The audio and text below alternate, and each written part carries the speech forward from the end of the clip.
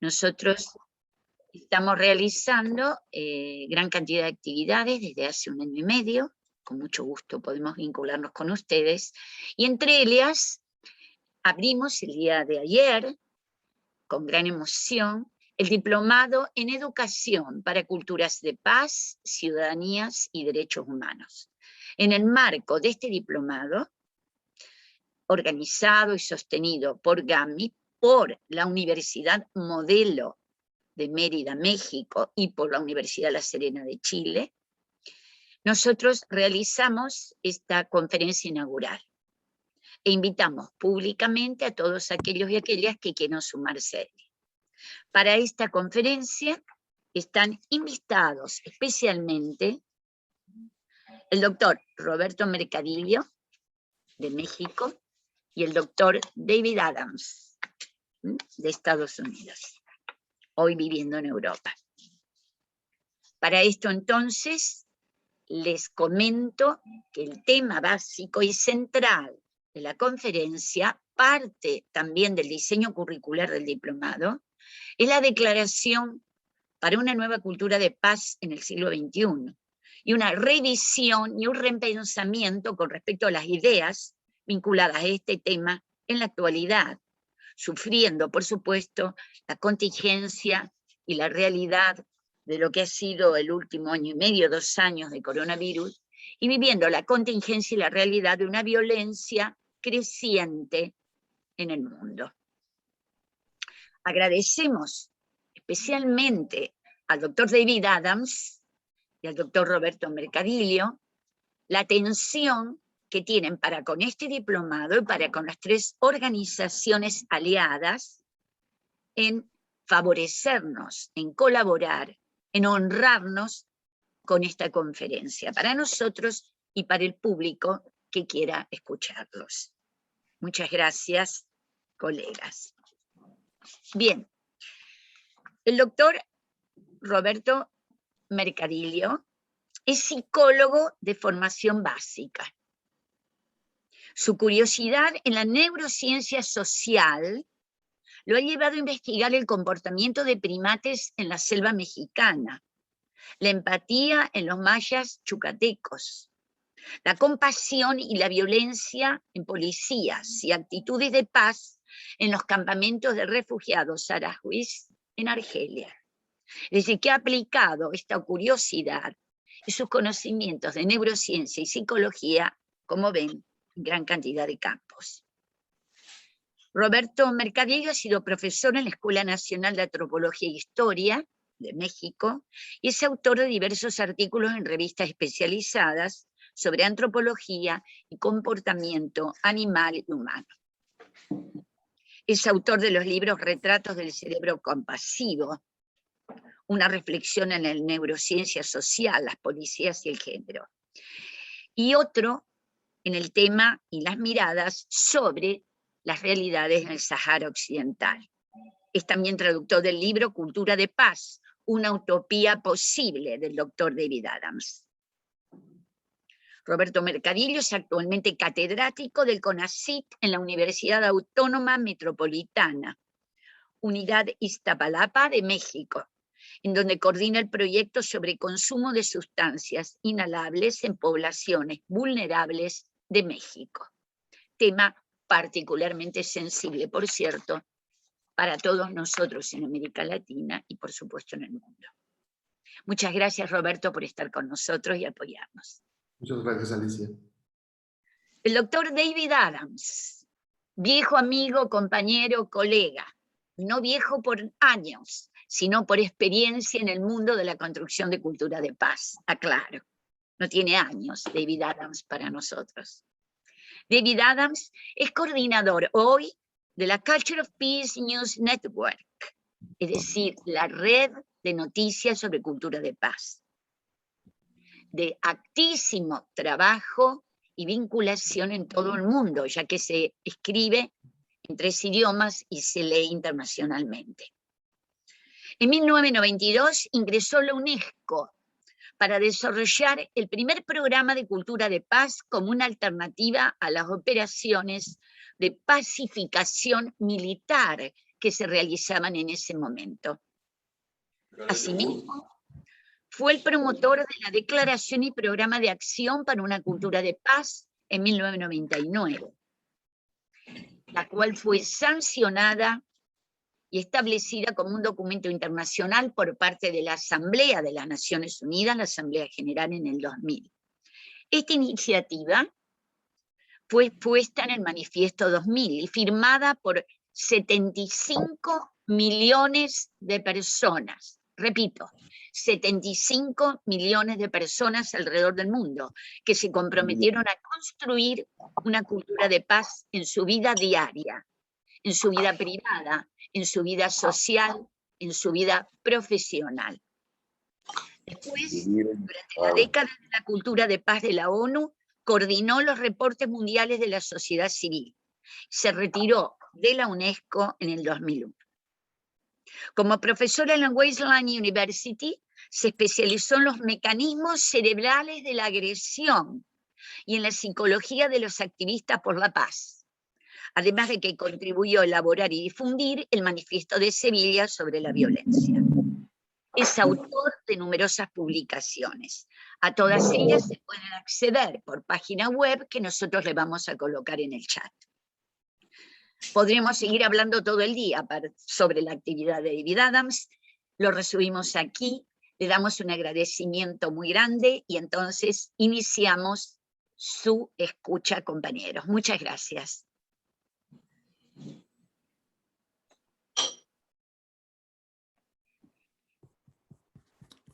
¿A mí, Alicia? Sí. Gracias, Alicia. Hola a todos y todas. Me complace esta oportunidad de hablar con ustedes sobre la Declaración para la Transición hacia una cultura de paz en el siglo XXI. Esta declaración es la culminación de un largo proceso que comenzó hace 75 años. Describiré este proceso antes de volver a la declaración en sí. Comencemos 1946.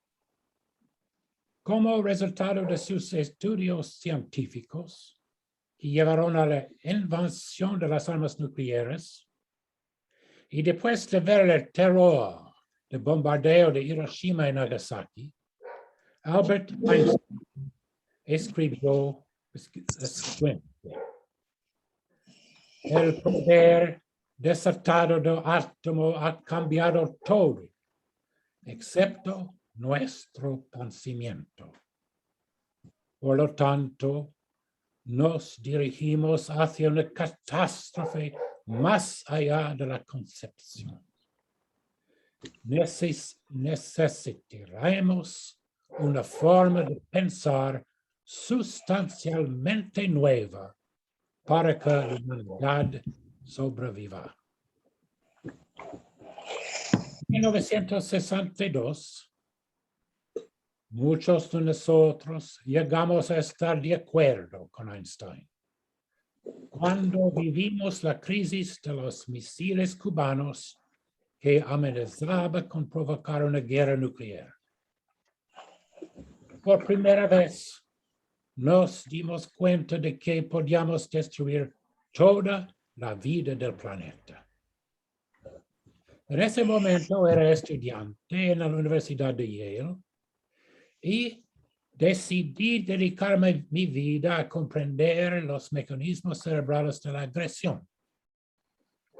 En ese momento, pensé que comprender el comportamiento agresivo podríamos de alguna manera promover la paz y evitar una guerra nuclear. 1986. Me había dado cuenta de que estaba equivocado. Los mecanismos cerebrales de la agresión no son responsables de la guerra ni de la amenaza de la guerra nuclear. Publiqué un estudio que muestra cómo los soldados, los generales y los jefes de Estado no están usando sus mecanismos cerebrales de agresión cuando planean y llevan a cabo una guerra. Sus decisiones se toman sin emoción, o si hay emoción, es miedo, no agresión. Por otro lado, como publiqué en mi libro sobre psicología para los activistas por la paz, la indignación justa es esencial por el activismo por la paz. Así lo describen Mahatma Gandhi, Martin Luther King y Nelson Mandela, entre otros.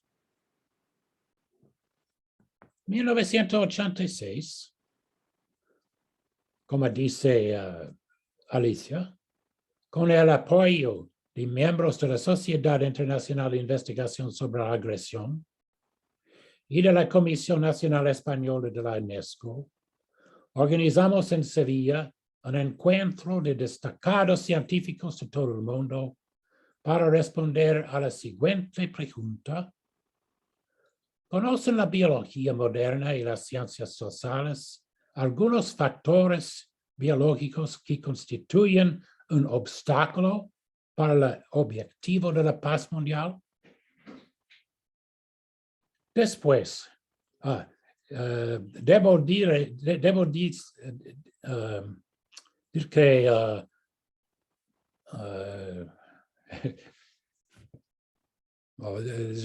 je parle français, pas espagnol. among the scientific at Seville was Jean Diaz et Santiago Genoves de Mexico, qui ont contribué beaucoup. Después de considerar la evidencia de la genética, la evolución, la psicología, la neurofisiología y la sociología, llegamos a la conclusión de que la biología no condena a la humanidad a la guerra. Y citando a la gran antropóloga Margaret Mead, que la misma especie que inventó la guerra es capaz de inventar la paz. Esta declaración de Sevilla fue difundida y respaldada por científicos y activistas por la paz de todo el mundo en los próximos años. 1987, uno de los científicos que redactó y firmó la Declaración de Sevilla, Federico Mayor Zaragoza, fue elegido director general de la UNESCO y me invitó a presentar la declaración al Congreso Internacional por la Paz en la mente de los hombres. 1989, el Congreso Internacional por la Paz en la mente de los hombres se celebró en Yamoussoukro, Costa de Marfil. El Congreso exhortó a la UNESCO a aprobar la Declaración de Sevilla sobre la violencia y promover una cultura de paz. Esto ocurrió en un momento de la historia y brindó una ventana de oportunidad para la paz, porque el imperio soviético estaba colapsando y la Guerra Fría estaba llegando a su fin. 1992. Fui a la UNESCO a París, bajo la dirección de Federico Mayor, para dar a conocer la Declaración de Sevilla. Y en ese momento propuse un programa para la cultura de paz. El programa fue adoptado por el Consejo Ejecutivo de la UNESCO y me puse a trabajar para la recién creada Unidad para la Cultura de Paz. 1993 a 1996, desde la UNESCO organizamos programas nacionales para la cultura de paz en varios países incluidos Mozambique y El Salvador. Conseguimos que antiguos enemigos trabajarán juntos en proyectos de educación y cultura. Pero los Estados miembros ricos de UNESCO se negaron a financiar los proyectos. 1999 a 2000, la Asamblea General de las Naciones Unidas decidió que el año 2000 debería ser el Año Internacional de la Cultura de Paz. Y exigieron que redactáramos una declaración y programa de acción sobre la cultura de paz. Pero desde el comienzo de la historia registrada, la humanidad siempre ha vivido en una cultura de guerra y nunca hemos conocido una verdadera cultura de paz. Por supuesto, esta cultura, por eso, iniciamos nuestro trabajo analizando la cultura de la guerra. Por supuesto, esta cultura incluye ejércitos y armamento. Gracias por la música. Pero ejércitos y armamentos no es todo. Además, la cultura de guerra incluye gobierno autoritario, explotación de los pueblos y explotación de la naturaleza, imágenes de enemigos. Sin enemigos, no es guerra. Control de la información. Hoy, muy importante. Educación para la obediencia y la violencia y dominación masculina. Por tanto, una cultura de paz debe ser lo contrario. Desarme, participación democrática, respeto de todos los derechos humanos, desarrollo sostenible, tolerancia y solidaridad, libre circulación de la información, educación por la paz e igualdad de mujeres y hombres. Además de esta definición de cultura de paz, el programa de acción que fue adoptado por la Asamblea General de las Naciones Unidas pidió un movimiento global por una cultura de paz con intercambio de información. 2001.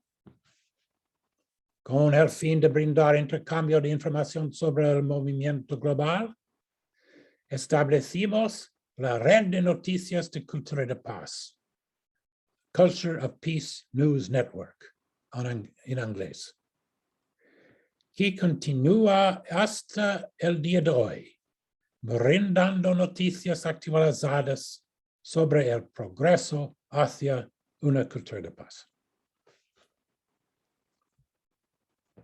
2011.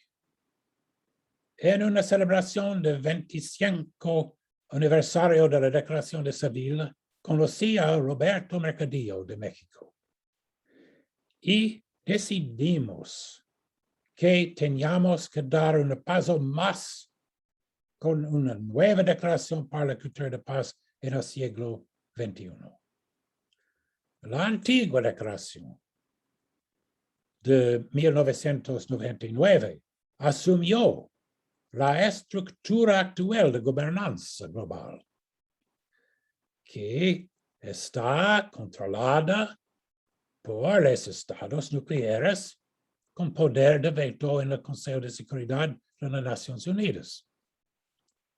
Si necesita una nueva declaración que no dependa de los estados nacionales con su cultura de guerra y que exija un cambio radical en la gobernanza global.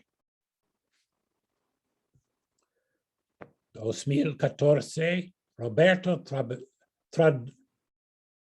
tradujo mis libros sobre cultura de guerra y cultura de paz, y los libros fueron publicados por Herder con el título Cultura de paz, una utopía posible. Muchos de los temas de la nueva declaración se abordan en este libro. Hoy, 2021. Ha sido necesario varios años para desarrollar la nueva declaración, pero ahora está lista, desarrollada por Roberto y yo con la ayuda de Federico Mayor. La declaración renuncia las diversas declaraciones que han sentado las bases para la cultura de paz. Enfatiza las acciones que se pueden tomar a nivel local y que está relativamente libre de la cultura de paz, libre de la cultura de guerra que está monopolizada por los estados nacionales. Y exige pasos hacia un sistema radicalmente nuevo de gobernanza global, comenzando con una alternativa al Consejo de Seguridad de las Naciones Unidas, compuesto por alcaldes de todo el mundo, en lugar de los estados nacionales con su cultura de guerra. En conclusión, por favor, difundamos y publicitamos la nueva declaración.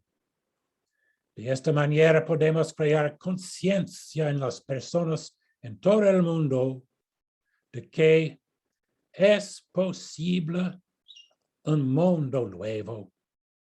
Es posible una cultura de paz. Gracias por su atención.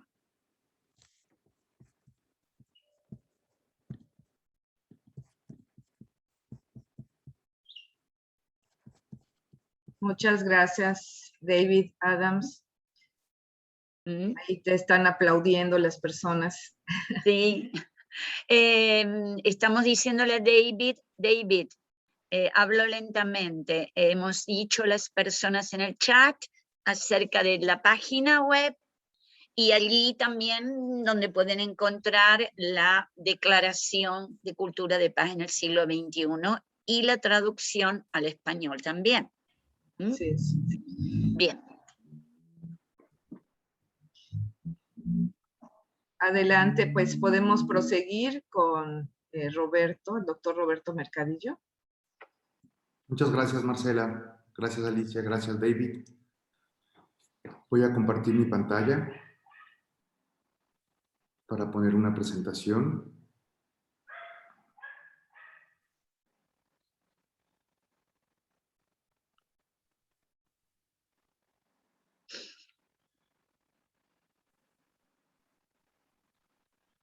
Bien. Ahí ya ven la presentación, ¿cierto? Sí, está bien. Si la quieres agrandar, no sé si puedes. Si no, está bien, Roberto. Sí, gracias. Sí, creo que es todo lo que se puede. Está bien, muy bien. Adelante. Bien. Eu sei que há pessoas que falam português aqui, então, muito obrigado por escutar o nosso espanhol. Vou tentar falar devagar para que possam perceber melhor. Depois nós podemos falar em portuñol, se vocês quiserem. Muchas gracias. Voy a complementar algunos de los puntos que ya mencionó David sobre los eventos cruciales que fueron dando origen a la declaración y después voy a presentar la declaración propiamente dicha, el lugar en donde se puede acceder y lo que se pretende alcanzar con esa declaración, como quisiéramos que ustedes se incluyeran. Declaración para la transición hacia una cultura de paz en el siglo XXI. Hoy, 11 de septiembre, tuvieron hace varios años 2 acontecimientos muy importantes y desafortunados. En 1973, el golpe de Estado en Chile. En el 2001, el ataque a las Torres Gemelas. Y justamente ese tipo de acontecimientos que tuvieron lugar el día de hoy, hace varios años, hacen pues, más contundente un paso siguiente para la declaración, para una nueva forma de pensar la cultura de paz, como bien ya lo dijo David. Como bien lo dijo David, la historia inició en 1986, en los coloquios internacionales sobre desarrollo y agresión que tuvieron lugar en Sevilla. En ese entonces, un grupo de científicos y científicas se reunieron para discutir la supuesta naturaleza violenta que los humanos teníamos y que era muy argumentada por muchos científicos y científicas de todo el mundo para justificar formas de estructuras de poder basadas en una especie de represión y control de este supuesto instinto o impulso violento que tenemos los humanos. Concluyeron que la evidencia científica hasta ese momento no podía soportar esa idea. Y en ese mismo año, Federico Mayor Zaragoza, sentado aquí al fondo, prácticamente, ya David Adams nos corregirá, los encerró a este grupo de científicos y científicas en la Rábida de Sevilla para decir, bueno, pues no podemos dejar que esta conclusión sea una conclusión más de un coloquio científico, vamos a hacer un manifiesto con estas conclusiones. Y pues no salieron de la Rábida hasta que se escribió el manifiesto, ¿no? Aquí están David Adams y algunos de los autores del manifiesto de Sevilla, seguramente arduamente discutiéndolo. Tuvo lugar la firma y la conclusión fue esta, ¿no? La biología no condena a la humanidad a la guerra y que la humanidad, por lo tanto, puede liberarse de una visión pesimista traída por la biología y emprender transformaciones necesarias para nuestras sociedades. Este fue el primer paso para la cultura de paz. Asumir que no estamos biológicamente determinados a la violencia y por lo tanto hay una posibilidad de la paz. En 1989, Federico Mayor Zaragoza, firmante del manifiesto, llegó a la Dirección General de la UNESCO. Fue el impulsor del manifiesto de Sevilla para que fuera adoptado por el Sistema de Naciones Unidas en ese año, con la intención precisamente, como dice este folleto del manifiesto, preparar el terreno para la construcción de la paz. El manifiesto empezaba a abonar el terreno para el cultivo de la paz. Fue también cuando se integró David Adams en el Sistema de Naciones Unidas y juntos comenzaron a operar el Programa de Acción de Cultura de Paz. En ese mismo año, como ya mencionó David, se llevó a cabo el Congreso Internacional de la Paz en Yamoussoukro, en Costa de Marfil. Se elaboró la Declaración de la Paz en la mente de los hombres, donde por primera vez a la paz ya no se le concibe solamente como un hecho, sino como un comportamiento. No se aspira a que la paz sea solamente el término de los conflictos. Los conflictos son inherentes a la vida humana y a la vida toda. Más bien hay que pensar una forma de poder resolver estos conflictos de manera no violenta. Por lo tanto, la noción de paz ya era insuficiente. Se plantea la noción de cultura de paz, una forma diferente de poder lidiar estos conflictos. Y para eso hacía falta imaginar. ¿Por qué? Porque como bien dice esta declaración, los seres humanos no podemos trabajar para un futuro que somos incapaces de imaginar. Tenemos primero que imaginar esta utopía a la cual queremos dirigirnos. Y la humanidad solo puede asegurar su futuro mediante una cooperación que respete la primacía del derecho, tome en cuenta el pluralismo y se apoye en la participación de toda la sociedad civil en la construcción de la paz. Y aquí inicia un movimiento muy fuerte para integrar a la sociedad civil organizada como responsable o corresponsable de la construcción y cultivo de la paz. El siguiente gran paso, también mencionado por David, fue la declaración y programa de acción para una cultura de paz, que David explica muy bien en una dialéctica. Se hizo primero una revisión sobre los aspectos que caracterizaban la cultura de guerra, como la creencia de que el poder se basa en la fuerza, el tener un enemigo, gobierno autoritario, etc. Estructuras que han acompañado a la humanidad desde las primeras civilizaciones, desde el Neolítico tardío, hace aproximadamente 4000 años por lo menos. Y para eso entonces se crea una forma diferente de lidiar con esa estructura de guerra que es tan antigua que casi nos hace pensar que es inherente a la naturaleza humana, pero no, está en las bases culturales de nuestras civilizaciones. Son estas bases las que hay que comenzar a modificar a través de la cultura de paz, a partir de una educación para una cultura de paz, tolerancia y solidaridad, democracia participativa, libre flujo de información, derechos humanos, desarrollo sostenible, igualdad entre hombres y mujeres. Los coloquios internacionales sobre cerebro y agresión que dieron origen al Manifiesto de Sevilla continuaron haciéndose desde ese año. El coloquio número 25 tuvo lugar en México en 2007 y ahí decidimos hacer una revisión del Manifiesto de Sevilla a la luz de los nuevos hallazgos científicos.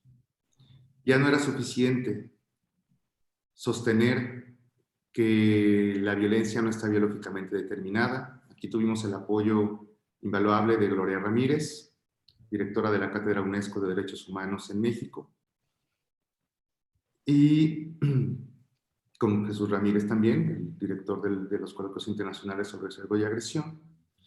Y la evidencia científica mostrada hasta ese momento no solamente confirmaba la premisa de que la violencia no está biológicamente determinada, sino que además nuestra neurobiología, nuestras actitudes, nuestro aprendizaje, los hallazgos cada vez más evidentes de la antropología y de la psicología comunitaria nos indicaban que además desde la ciencia podemos sostener que la paz es posible.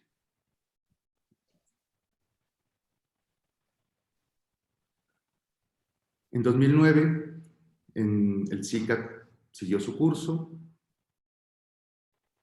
se celebró en Roma, fue cuando nos conocimos David y yo.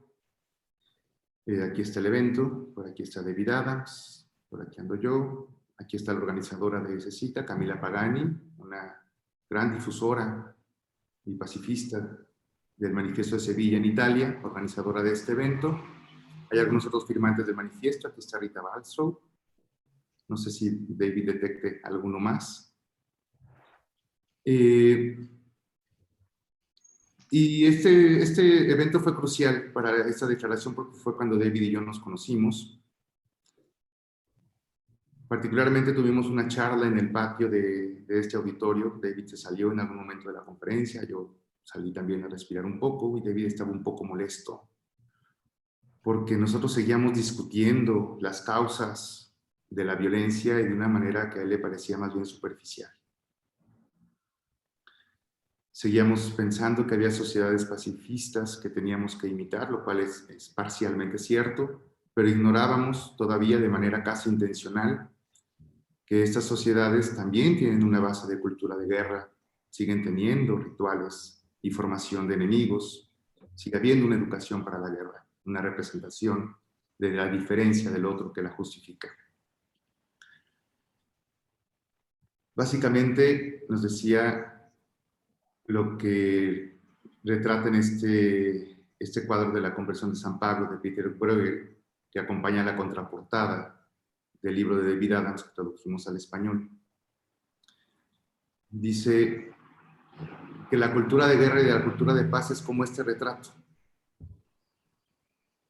En este retrato podemos ver fácilmente los traseros de los caballos, los soldados caminando ahí en este acantilado sobre los caballos. Y a pesar de que el cuadro es la conversión de San Pablo, bien poco nos fijamos en San Pablo cayendo de este caballo y convirtiéndose. Aquí está San Pablo cayendo. Dice David, la cultura de guerra y de paz está en este momento así. Nos seguimos fijando en la cultura de violencia y de guerra como la causa, como lo quizá más preocupante. Seguimos fijándonos en los traseros de los caballos Y bien poco nos fijamos en estas transformaciones de personas, de comunidades, de colectivos que se están cayendo de este caballo y que son los que están permitiendo la transición. Para él, en ese coloquio, le parecía que estábamos haciendo lo mismo, seguíamos discutiendo las aparentes razones de la violencia y bien poco nos fijábamos y discutíamos cómo tendríamos que transicionar a la paz. Decidimos entonces que era necesario dar un siguiente paso. Teníamos que proponer un programa muy específico para esa transición, particularmente desde una innovación educativa que permitiera observar a estos San Pablos cayéndose a lo largo del mundo y con una participación de los gobiernos locales. ¿Por qué? Porque 20 años después, a partir de la Declaración y Programa de Acción de Cultura de Paz en el 99, quedaba claro que los Estados-nación no podían tener a cargo esta transición y esta transformación.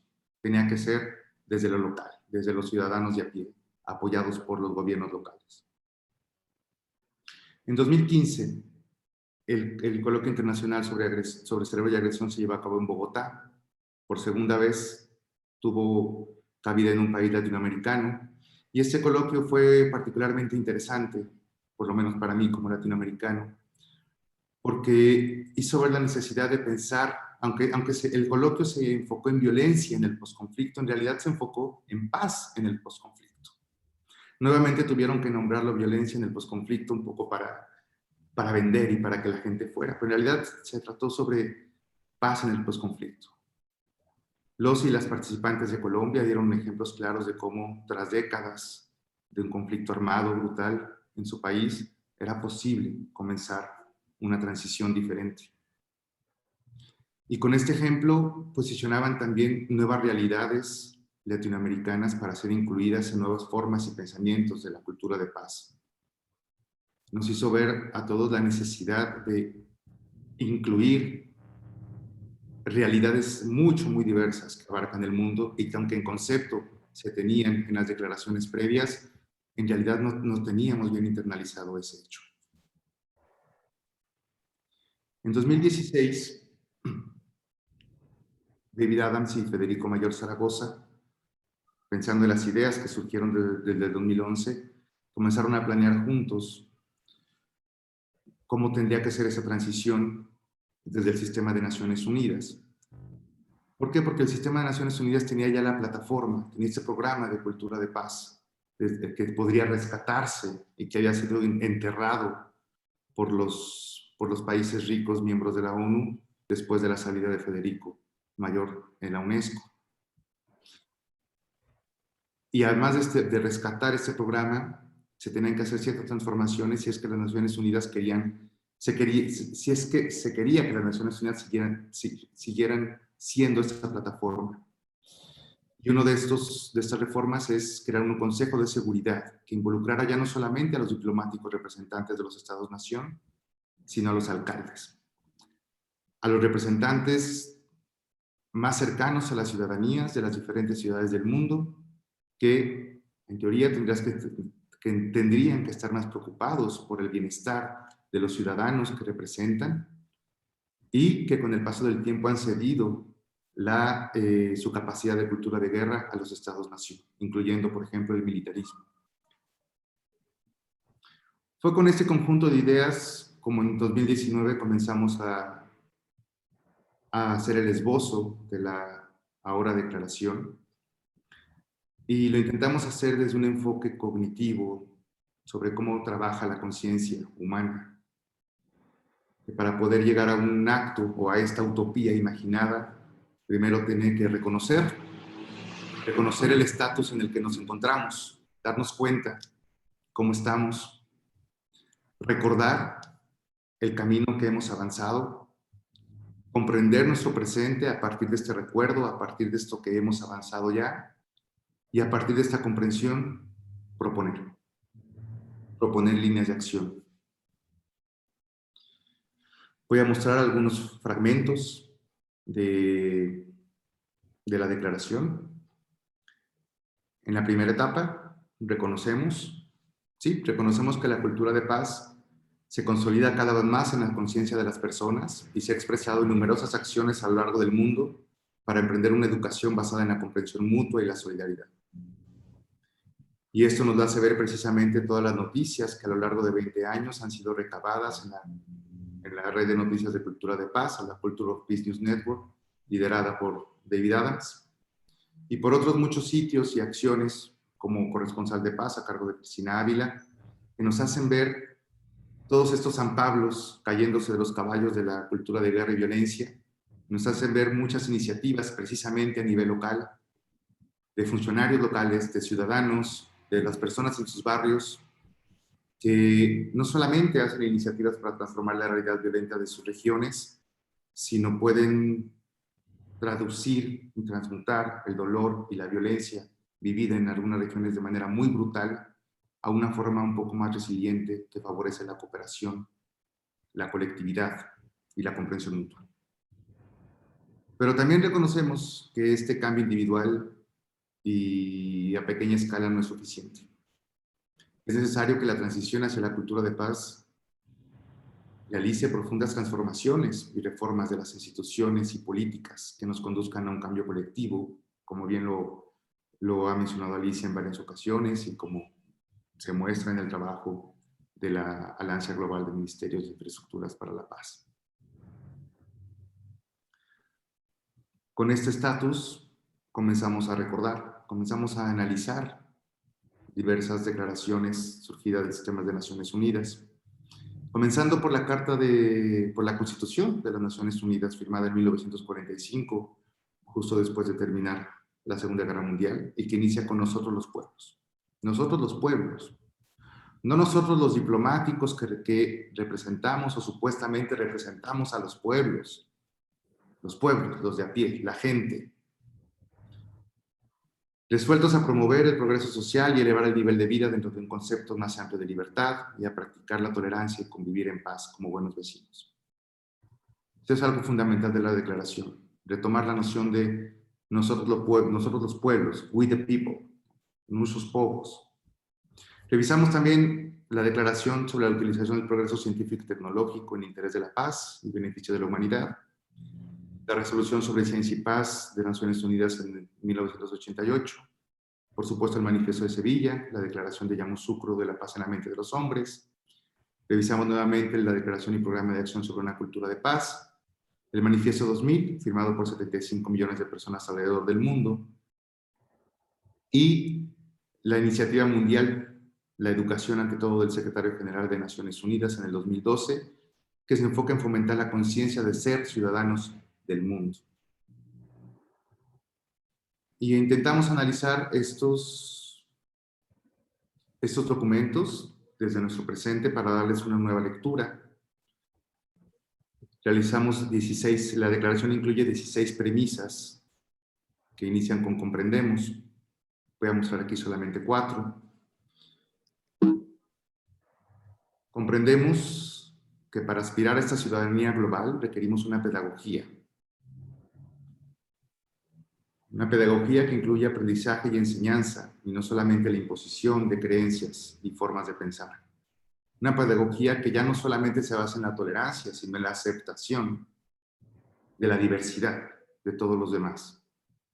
Y para que esa diversidad nos conduzca al entendimiento mutuo y a la cooperación. Comprendemos que aunque queremos alcanzar una cultura de paz global, cada región del mundo tiene sus propias maneras de sobrevivir e interpretar su región. Entonces tenemos que hablar de culturas de paz. Una cultura de paz global que nos engloba a todos los seres humanos, pero con acciones muy, muy regionales y muy diversas, que más bien nos hablarían de culturas de paz. Recordamos a nosotros los pueblos, para recordar que es necesario que se escuchen las voces de quienes habitamos el mundo y no solo a los representantes diplomáticos de los Estados-nación. Y para eso hay que comenzar a cambiar los sistemas nacionales y de Naciones Unidas para que haya esa representatividad de nosotros los pueblos dentro de las tomas de decisiones del Consejo de Seguridad y otros consejos del sistema de Naciones Unidas. Pero el recobrar la noción de nosotros los pueblos también implica comprometernos. Una responsabilidad como ciudadanos del mundo muy fuerte. Ya no podemos solamente dotar nuestra voluntad o nuestras decisiones a nuestros representantes. Tenemos que actuar de manera local, incluso al margen de lo que las autoridades permitan. Y con esas ideas proponemos 2 líneas de acción en el ámbito local y en el ámbito global. En el ámbito global proponemos una cultura de paz global diversa, culturas de paz locales, diversas expresiones locales que pueden tener el acento en las ciudades como estos nodos de diversificación de expresiones y de pedagogías para la paz, y políticas públicas impulsadas por la sociedad civil. ¿Políticas públicas para qué? Para la mejora de espacios físicos y sociales que en el fondo promuevan la conciencia de las condiciones que requieren ser transformadas. La cultura de paz, si bien la forma más fácil o evidente de leerlas es una serie de acciones para convivir de una manera no violenta, en realidad en el fondo es una transformación y una interrogación muy profunda de lo que creemos que somos como seres humanos, de lo que hemos creído hasta este momento. Entonces se requieren pedagogías que nos lleven a interrogar eso. Pedagogías que sean sobre todo no formales, que no sean exclusivas de escuelas, que se lleven a los barrios, a las calles. Pedagogías que lleven los conocimientos de la ciencia a las comunidades y a los barrios para favorecer cada vez más elementos para que interroguemos y pensemos nuestras creencias y valores. Me refiero a un conocimiento científicos amplios, no solamente una ciencia centrada en el progreso, sino una ciencia centrada en el gozo por la vida y en el bienestar. Pedagogías que lleven a los barrios y las comunidades las historias de las culturas del mundo para saber cómo las diversas comunidades, lenguas y formas de vida pueden ser conocidas, pueden ser reconocidas entre diferentes comunidades alejadas geográficamente. Cómo podemos reconocernos como humanos independientemente del país en el que nos encontremos y aprender formas diferentes de poder convivir, imitarlas, adoptarlas, adaptarlas a nuestras maneras. Pedagogías que nos lleven a crear e imaginar nuevos vocabularios para referirnos a la paz. Aun cuando pretendemos alcanzar la cultura de paz, seguimos teniendo narrativas de cultura de guerra. Combatimos la violencia, por ejemplo, ¿no? Le hacemos guerra a la guerra. Hay que comenzar a transformar las narrativas. Para eso se requiere una sociedad civil organizada y espacios que favorezcan la reflexión, la escucha y el diálogo con personas con diferentes necesidades y cualidades.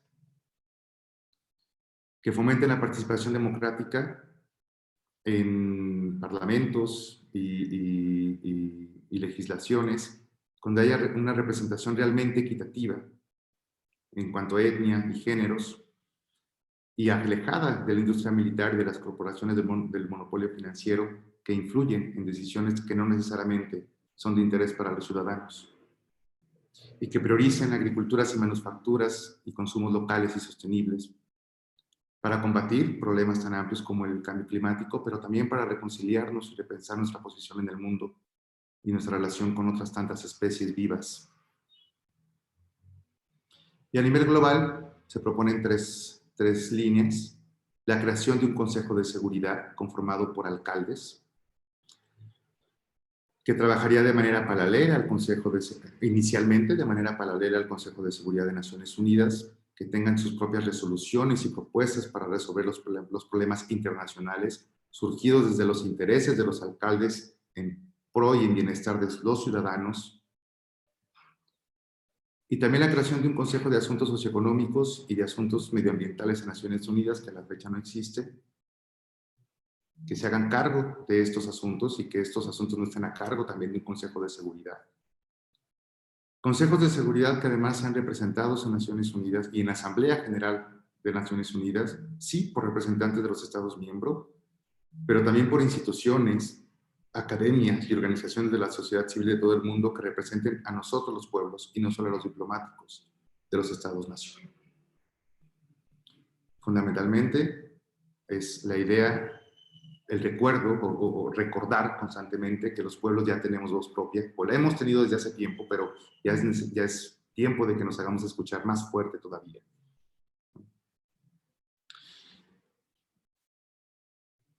Voy a poner un video breve sobre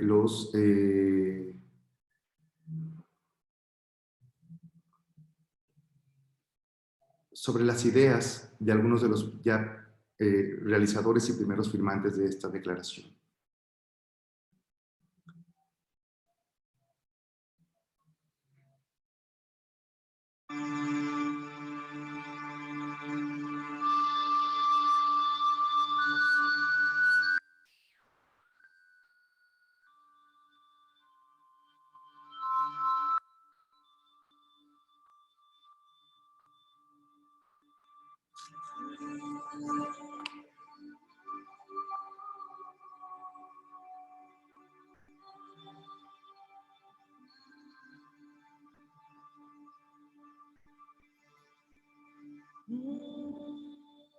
A culture of peace, we define the contrary, the opposite, which is not only disarmament and education for peace, but also equality with men, democratic participation, sustainable development, human rights, the free flow of information, and tolerance and solidarity with other people.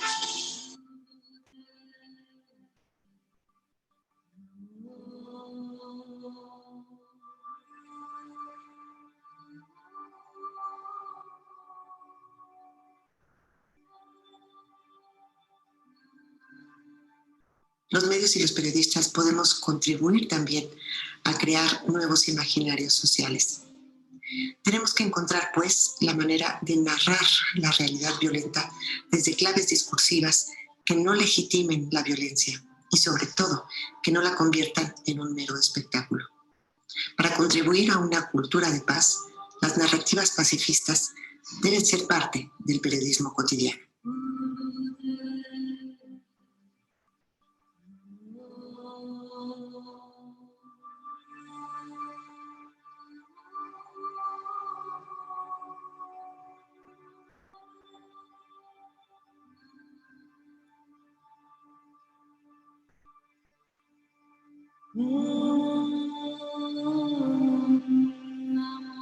La cultura de paz es una utopía, y las utopías son posibilidades.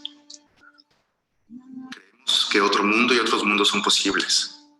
Construyámoslos, juntas, juntos, todos.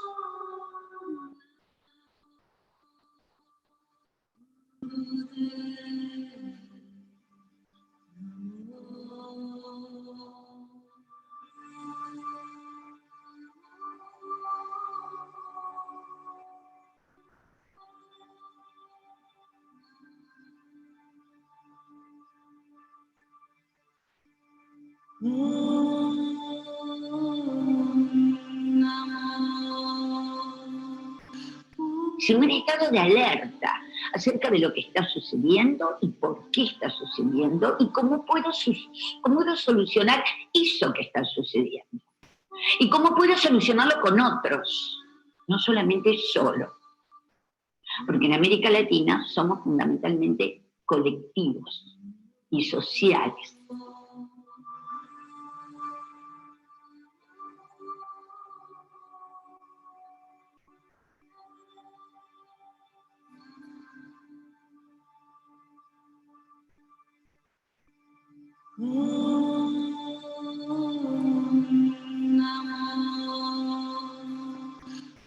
Los ciudadanos del mundo sepamos que por primera vez en la historia tenemos voz y que no podemos seguir siendo espectadores de lo que sucede, que tenemos que ser actores y actores muy comprometidos.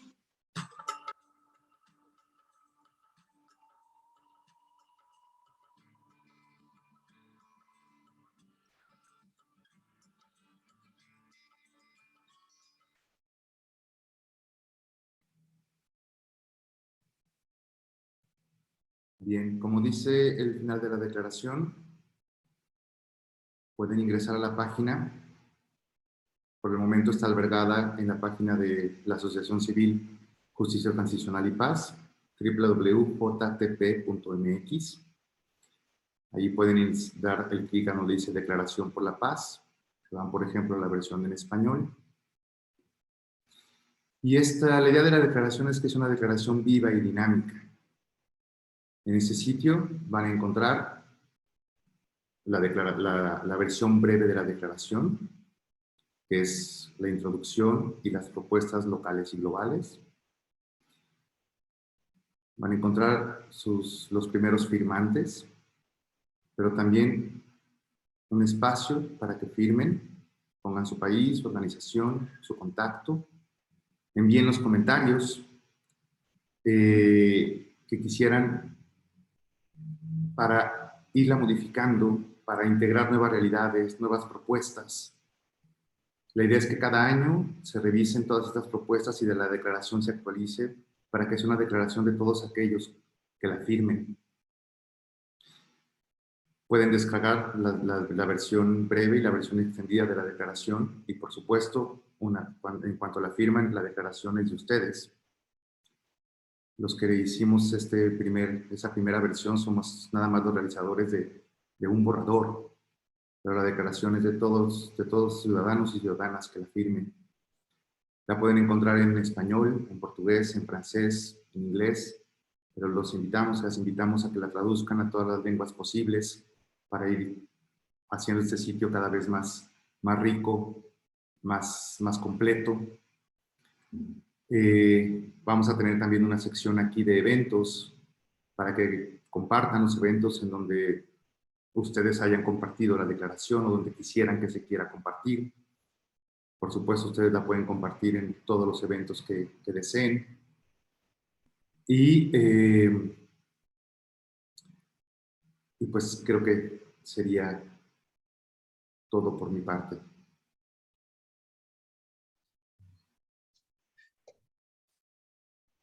Muchas gracias.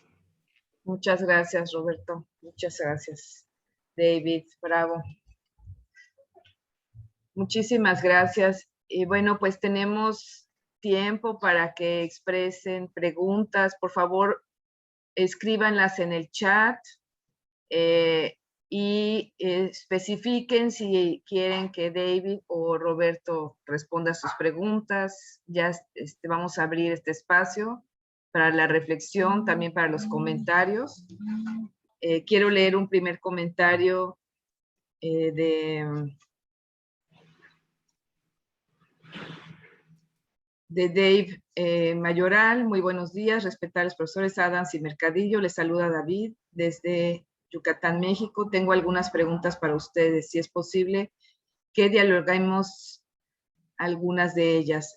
Roberto, si me apoyas a traducir esto en inglés, en el paradigma de las posibles culturas de paz, ¿qué significaría la justicia? ¿Quiénes estarían en la posibilidad de formularlo y ejercerlo?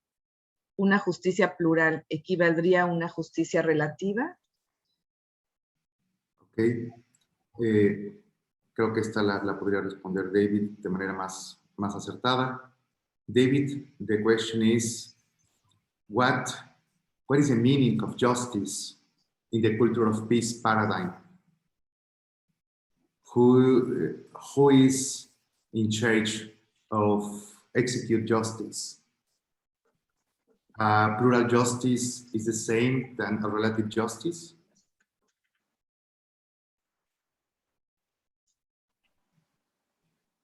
Let us return to the definition of the culture of war. Why has the culture of war dominated human history? Because it is profitable. In the beginning, war was used to obtain slaves. Then war was used to obtain colonies. And now we have neo-imperialism, which is the domination of the grand empires over the poor countries of the world. That is the major source of injustice. as long as we have the culture of war, we will have this injustice. If there is one truth in the past century, it is that the rich have become richer and the poor have become poorer. Why? Because of the culture of war. There are very good studies which show the relationship between the North and South in the world. Officially, the North gives aid to the South, but the transfer of money from the South, which is done secretly, is much, much greater than the aid which is given.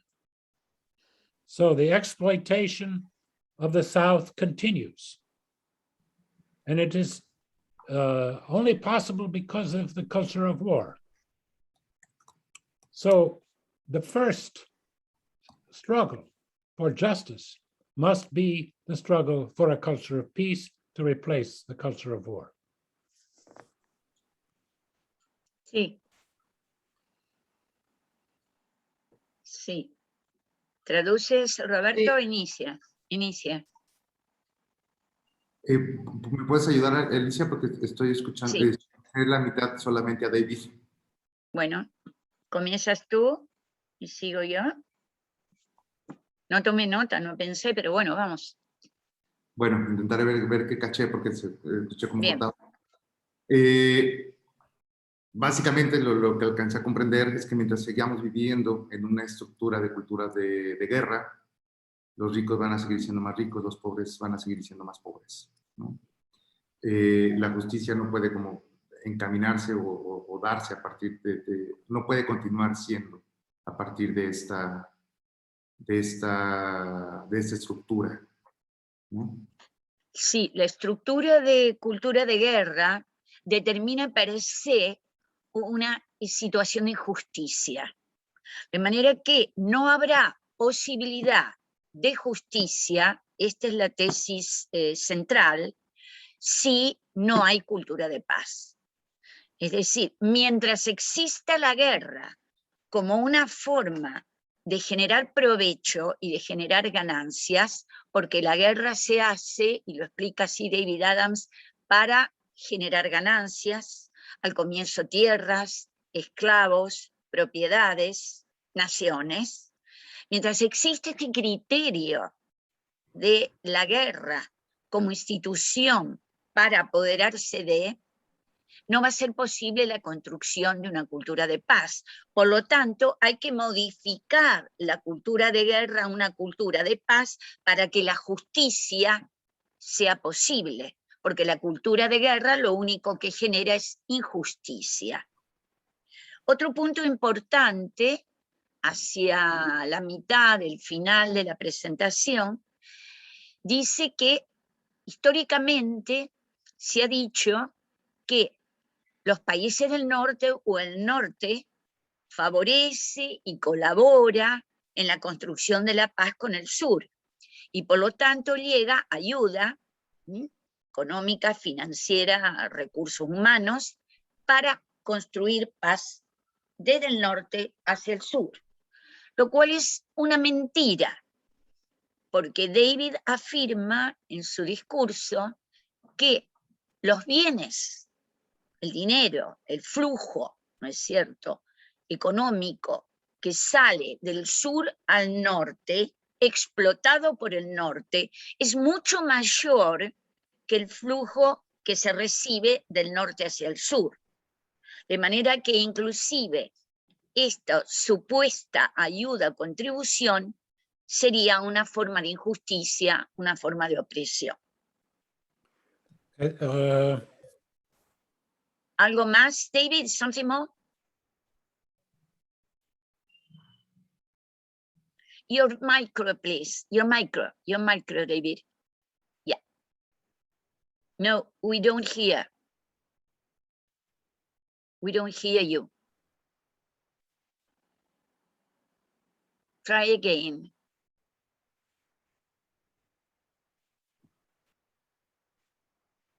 all the system is broken. David, wait, because we can hear no one.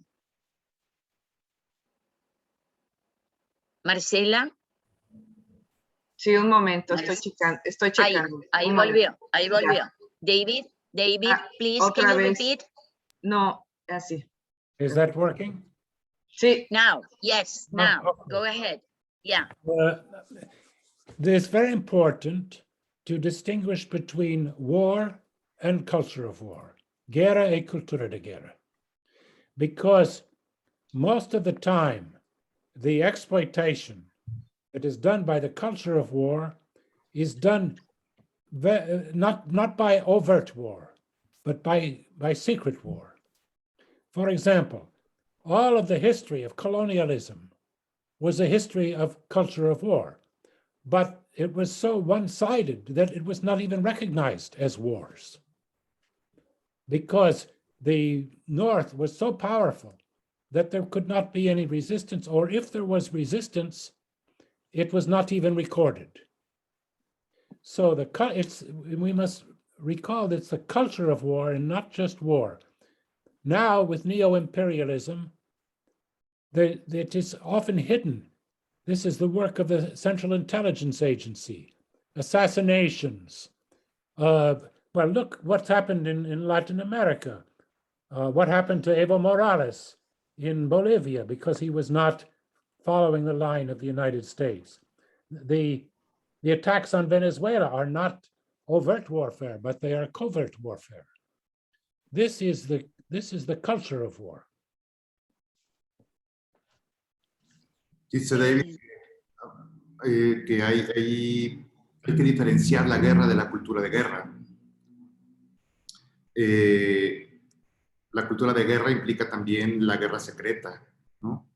Muchas de las acciones de los países del norte, ¿no? que incluyen agencias de inteligencia, asesinatos, ponen el ejemplo de Evo Morales, ¿no? Podemos añadir muchos otros ejemplos de dictaduras sudamericanas, surgen de la cultura de guerra, aunque no sea propiamente una guerra, ¿no? Entonces eso es algo que hay que tener muy claro de definir, ¿no? De diferenciar. ¿Quisieras añadir algo más, Alicia?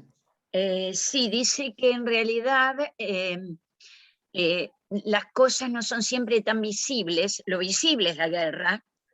La cultura de la guerra tiene componentes no visibles, o por lo menos componentes que no son reconocidos por la gente. Sí son visibles, pero no son reconocidos como cultura de guerra. Por ejemplo, el imperialismo de los países fuertes sobre los débiles, es reconocido como guerra cuando hay guerra. Pero el hecho de ya tener tanto más poder unos países sobre otros implicaría una cultura de guerra. Es evidente también lo que ha sucedido y señala los ejemplos de América Latina. Es evidente la caída de un presidente, como cita Evo Morales, por no ser partidario de Estados Unidos y estructurar las formas para su caída. Lo mismo sucede con toda la opresión o la situación, independientemente de lo que se piense con respecto a Venezuela. Concretamente, la cultura de guerra existe en forma visible e invisible, en las dos. Por eso lo diferencia. La guerra sería la expresión visible, la cultura de guerra lo que ésta construye. ¿Sí? Las superestructuras. Muy bien. Hay otra pregunta de Guadalupe Rodríguez, que en la declaración se habla de cultura de paz y no de culturas de paz.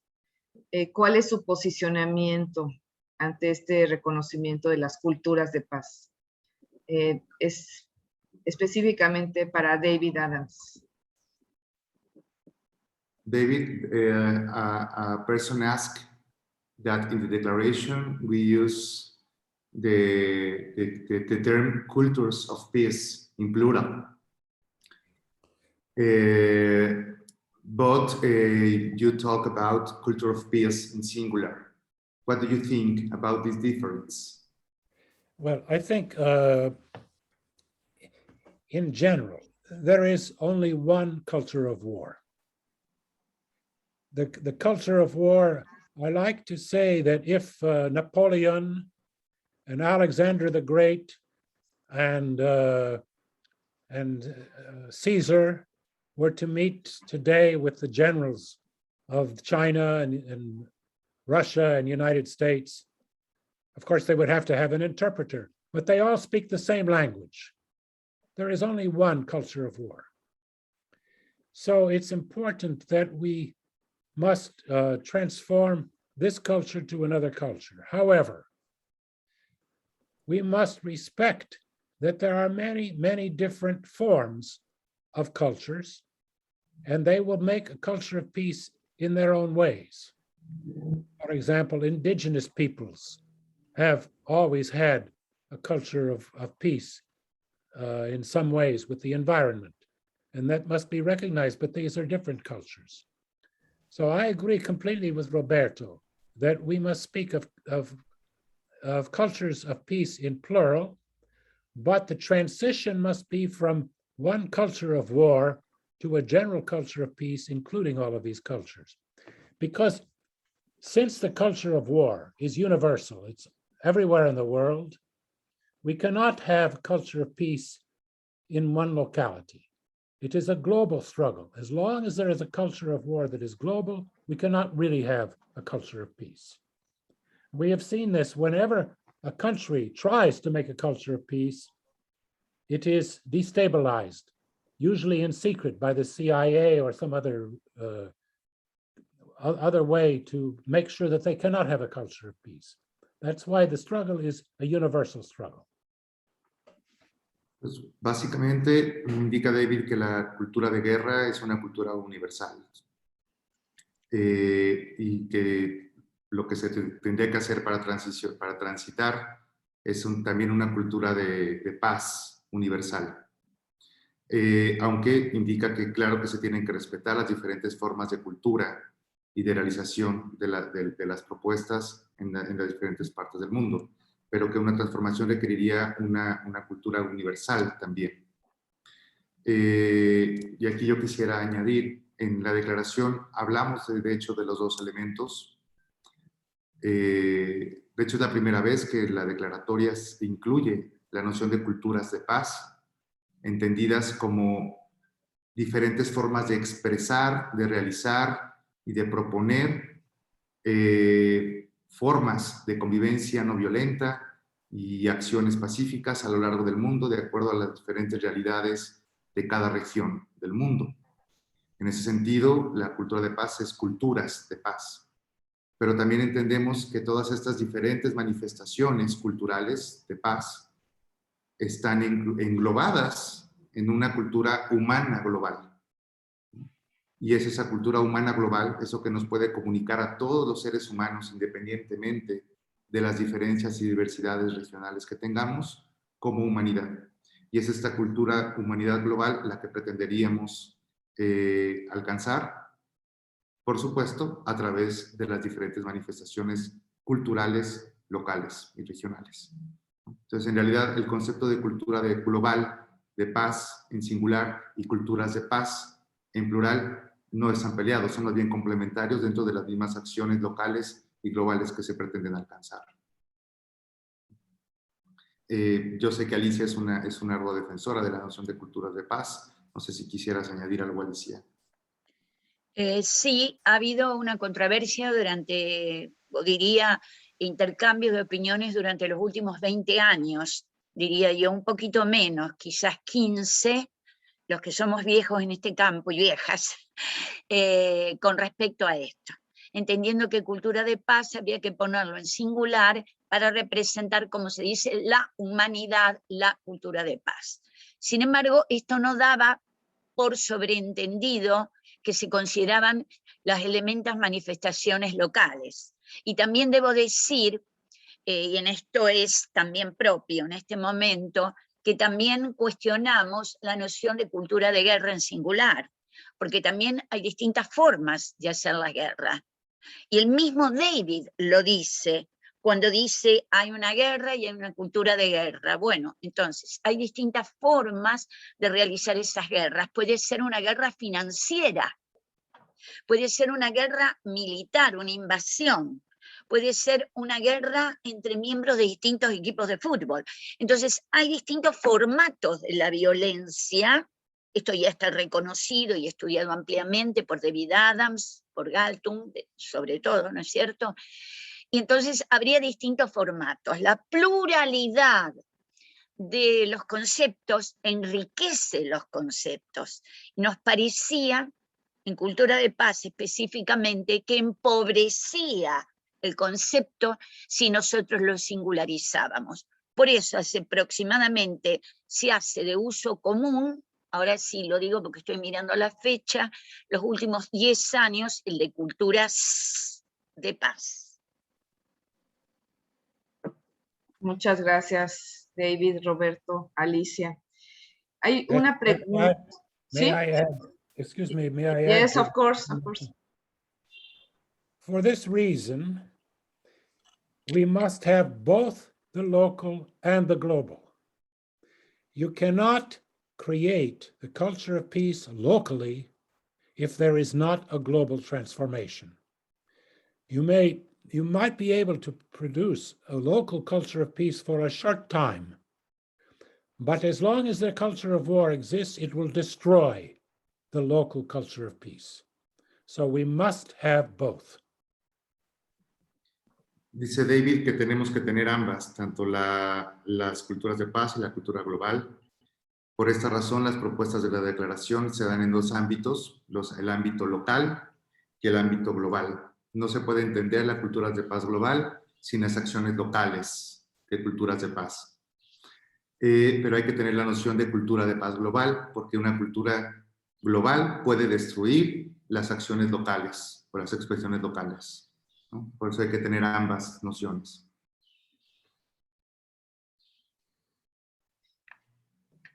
Muy bien. Bueno, Roberto Pinto comparte una pregunta que si se ha contemplado que la cultura de guerra puede ser propiciada por la promoción de actitudes de competencia como las Olimpiadas y también la competencia entre empresas y países. Y en vez del cooperativismo, puso ejemplos como los deportes no competitivos, como el montañismo, el intercambio de libre conocimiento científico, etc. Es una pregunta interesante, muy discutida entre muchos psicólogos sociales. David Roberto Pinto asks if culture of war can be produced by the promotion of competition, for example, in the Olympic Games, sports, competition between enterprises, between countries, instead of cooperation. For example, sports that do not imply competence, no? Free interchange of... más amplia, ¿verdad? Entonces, también tomábamos el caso, si te recuerdas, de las niñas o de las mujeres mutiladas en África, pero para no ir tan lejos, también recuérdense que en el siglo... Okay. Interchange of knowledge, of scientific knowledge between universities, for example. What do you think about this? Can you hear me? Yes. Okay. If we look at the history of the culture of war through the eyes of anthropologists who studied indigenous cultures, we find that there were two phases of the culture of war prior to modern civilization. There was the overt war, which occurred maybe once every 100 years. But during the 100 years between wars, there was a kind of warfare which was like sport, in which there were men were armed and they had battles, but they were battles like a football game with very few people killed. But in that way, they stayed practice. They kept practice for how to make a war. And this practice became modern sports like football, etc. They are derived from the ancient practices to practice the culture of war between overt wars. In fact, the overt war might be once every couple hundred years, but those groups that practiced war like a game, they were ready when the time came that they had to make a war. So when we know this history, we realize that we must put more emphasis on positive games that are based on cooperation. However, I do not believe that games like football are the reason why we have the culture of war. No. No, because the reason we have the culture of war is because it is profitable for the rich.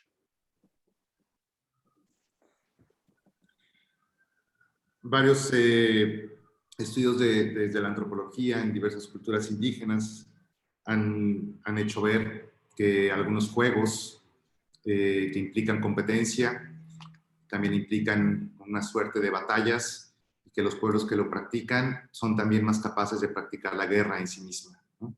Como si estos juegos fueran un entrenamiento para ello, ¿no? Sin embargo, y que sí, una forma sería promover juegos más cooperativos y menos competitivos que puedan favorecer esto. Sin embargo, no considera que juegos como el fútbol sean realmente una cultura de guerra, ¿no? Que la guerra en realidad proviene de los ricos, bueno, de los países ricos, ¿no? La guerra proviene del provecho que se obtiene a partir de la acción violenta. Profitable, él usa siempre ese término, ¿no? Es decir, las ganancias que se sacan de esa situación de guerra es lo que es la principal causa de la guerra. Es decir, los beneficios y las ganancias que se conseguirán es la motivación fundamental para el juego de la guerra o la guerra. Sí. Sí, acá Marta dice la guerra como negocio. Sí, es decir, negocio entendido como ganancia. Y por lo tanto hay que mantenerla. Aquí hay una cuestión interesante que surge desde la biología evolutiva, ¿no? y la psicología evolucionista, porque el hecho de que la cultura de paz requiera y se fortalezca a partir de la cooperación, no quiere decir que la cooperación es la única herramienta y que la cooperación es sinónimo de comportamiento pacifista. Podemos cooperar para hacer la guerra. Hay países que cooperan entre ellos para hacer la guerra, comunidades que cooperan entre ellas para dañar otras comunidades, incluso especies de animales no humanos que cooperan entre ellos, entre un grupo, para batallar o luchar contra otro grupo, ¿no? Es decir, la cooperación es una forma, una actitud que favorece la cultura de paz, pero no es sinónimo de cultura de paz. No es suficiente, ¿no? Así como la competencia tampoco es sinónimo de cultura de guerra. Toda la vida, la humana y la vida toda, requiere cierta competencia o recursos para poder sobrevivir, para que una generación a otra trascienda. La manera en la que se da lectura a esta competencia y a esta cooperación, los contextos en los cuales se utilizan y los beneficios que se obtienen de ellos, particularmente de manera intencional, beneficios para unos pocos con fines políticos, económicos, etc. Eso es lo que caracterizaría si se usa la cooperación o la competencia para una cultura de guerra y violencia o para una cultura de paz. Pero no es la competencia o la cooperación en sí misma. Ok, muchas gracias. Bueno, vamos a proceder a una siguiente pregunta. Pregunta David Mayoral, cuando se dice nosotros los pueblos, implica, de acuerdo a la Declaración para la Transición hacia el siglo XXI, un compromiso de conocer y defender activamente los derechos humanos, la libertad, la dignidad, la igualdad, conservando y respetando nuestra diversidad. Pero ¿qué pasa con las culturas diferentes a la nuestra que defienden las, por ejemplo, posturas radicales como las terroristas? ¿Es deseable y posible entrar en un diálogo con quienes se reconozcan a sí mismos como enemigos dogmáticos de otra cultura diferente? Okay. David, the question say, well, Dave Mayoral asks if the mention "we the people" implies that a compromise to know and defend our human rights, liberty, dignity, equality, diversity, but what happened with cultures, with different cultures and networks, which defend radical postures, radical positions, for example, terrorism? Is it possible to dialogue with them, to recognize? Is it possible that they recognize themselves as enemies of another culture? Let me use an example from this time, Afghanistan. The United States has withdrawn from their war in Afghanistan, and now they refuse to talk with the Taliban because they say the Taliban are the terrorists. But we have put on the Culture of Peace News Network an article from the very good non-governmental organization Search for Common Ground that says we are not leaving Afghanistan. We are staying in Afghanistan because we need a dialogue with the Taliban. The culture of peace is dialogue. And in fact, let us think deeply about this thing that the United States calls the Taliban the terrorists.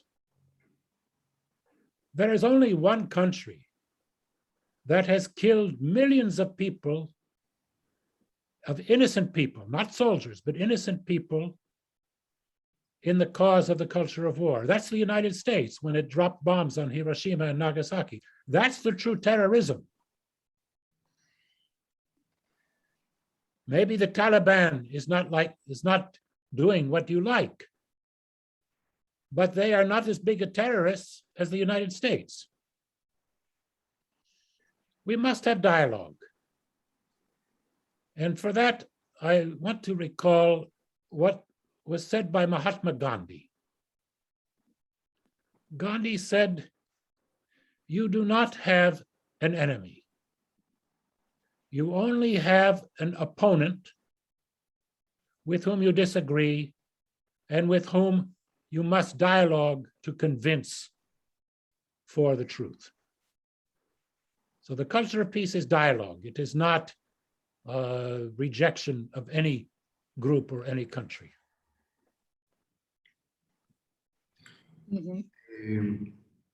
Hay un ejemplo muy claro de actual que es Afganistán, que son considerados como terroristas por Estados Unidos, ¿no? Sin embargo, muchas ONGs están ahí justamente porque quieren dialogar, porque no los consideran tal. El verdadero terrorismo más bien proviene precisamente de Estados Unidos en Afganistán, que no solamente se ha enfocado en atacar y matar soldados, sino a personas inocentes, como lo ha hecho en otras partes de la historia, ¿no? Como en Hiroshima. Eso es el verdadero terrorismo. La cultura de paz se basa en el diálogo, se requiere el diálogo, tal como lo dice Gandhi, ¿no? No tenemos enemigos, sino oponentes con quien tenemos desacuerdos y con quien tenemos que dialogar para convencernos mutuamente, ¿no?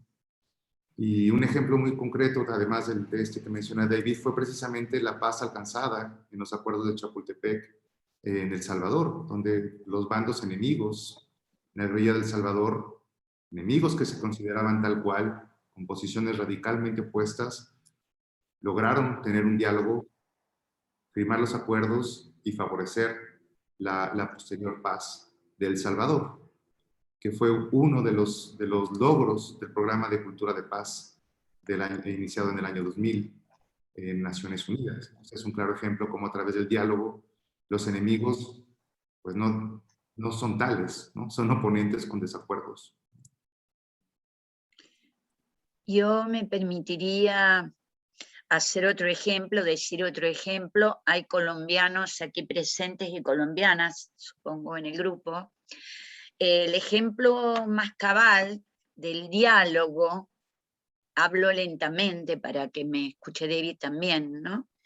El ejemplo más cabal de diálogo de los últimos años, porque es el mejor acuerdo de paz alcanzado hasta el momento, y esto es muy importante saberlo, son los denominados Acuerdos de Paz de La Habana, firmados en Colombia en el año 2016.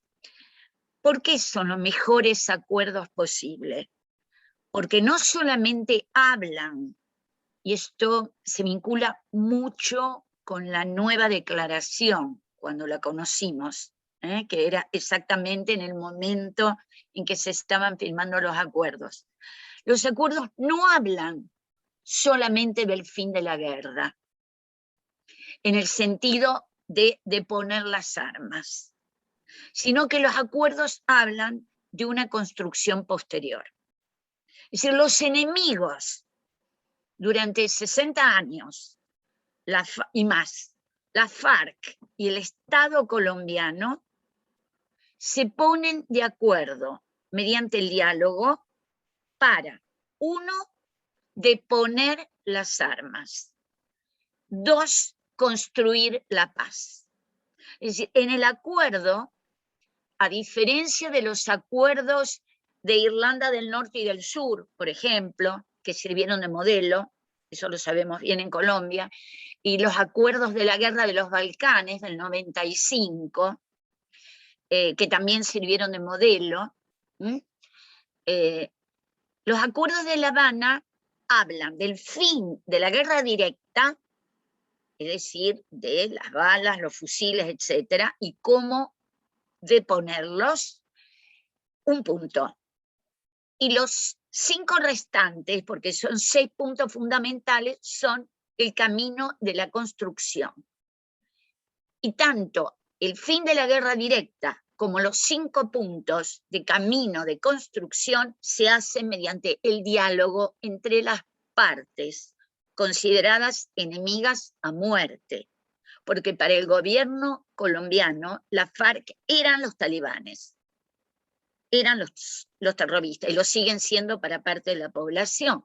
Entonces, ¿de qué maneras se obtiene? Por eso la prédica de David, de Roberto, de la declaración con respecto a las instancias de diálogo, son fundamentales, porque ahí entonces la imagen del enemigo se diluye y se construye otro tipo de relación, que creo que es lo que se pregunta. Y esta visión, Alicia y David y todas, creo que es muy importante para iniciar diálogos y foros de otras maneras. En los países latinoamericanos, por ejemplo, donde tenemos situaciones de violencia tremenda, desapariciones, feminicidios, es muy común que en las academias y en las organizaciones de la sociedad civil se realicen foros para comprender y escuchar a las víctimas. Claro, es un paso y quizá el más importante. Pero muy poco hemos hecho el ejercicio de escuchar a los transgresores. ¿Qué piensan los militares? ¿Qué piensan los policías? ¿Qué piensan aquellos que han transgredido? Las personas que están privadas de la libertad, de la paz, de las víctimas, de sus propios actos, de las motivaciones que tuvieron para eso. Esta nueva declaratoria nos lleva a pensar que una nueva manera de construir la paz, basada en el diálogo, implica también escuchar a esos transgresores que nos causan indignación, enojo e ira. Y hemos hecho pocos ejercicios para escucharlos. Por supuesto, no para justificar lo que hicieron, pero para comprender de dónde proviene. Para comenzar a desvanecer la idea de enemigos y para comenzar a ver cómo vamos a construir la paz, aún con estas ideas presentes en nuestras sociedades. Así es. Muy interesante, muy profundo lo que acabas de comentar, Roberto. Bueno, pues estamos ya a unos minutos de concluir este foro, esta conferencia. Les agradecemos muchísimo su asistencia.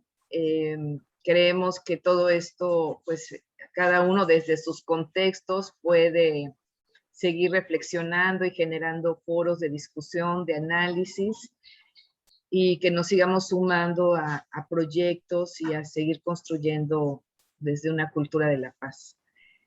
Pues vamos a despedirnos. Muchísimas gracias a David Adam, muchísimas gracias a Roberto Mercadillo, Estela, Marta, representantes de GAMI, Alicia también representante de GAMI, muchísimas gracias por asistir. Y a todos los presentes y a todas las presentes, les agradecemos muchísimo el haber compartido con nosotros estas 2 horas de reflexión y de análisis. Muchísimas gracias. Marcela, le podríamos solicitar al doctor David Adams y a Roberto unas últimas palabras para este grupo que ha estado todo el tiempo en la charla y en donde están también los alumnos del diplomado, ¿no es cierto? Todos presentes y todas, me parece, y muchas otras personas que han acudido y han estado este sábado a la mañana. Le podríamos pedir unas palabras que les parezca que son fundamentales, que nos queden para nosotros. Gracias, Marcela. David? Words? O Roberto? Can you hear me? Yes, sir. Well, I am very happy to see so many young people who are here. I think there are more than 50 people taking part here. This is the new generation. And I'm happy to see that there is a new generation which can make this transition to a culture of peace. I am not surprised that it comes from the South and not from the North. I think that the new culture of peace is going to come from Latin America and from Africa.